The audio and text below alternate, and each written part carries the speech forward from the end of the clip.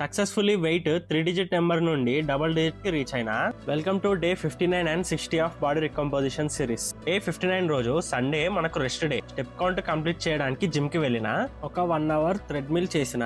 Lunch and dinner కి chicken and bagara rice చేసుకొని తిన్నా. డే 60 రోజు మార్నింగ్ ఎంటీ స్టమక్ తో వెయిట్ చెక్ చేసుకుంటే ఆల్మోస్ట్ 5 kgs డ్రాప్ అయినా.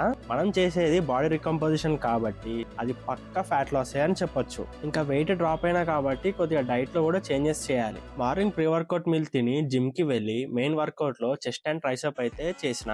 ఒక 30 minutes ఇంక్లైన్ వాక్ కూడా చేసి ఇంటికి వెళ్ళిన. పోస్ట్ వర్కౌట్ మీల్ కి ఓట్ మీల్ తిన్నా.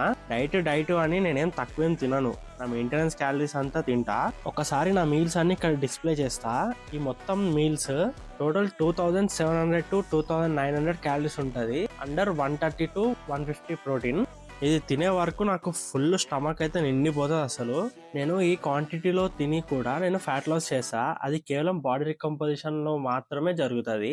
ఈవినింగ్ స్టెప్ కౌంట్ కంప్లీట్ చేయనికే మా ఇంటి దగ్గరలో ఉన్న పార్క్ కు వెళ్ళి కంప్లీట్ చేసా. ఓకే, మళ్ళా రేపు కలుద్దాం.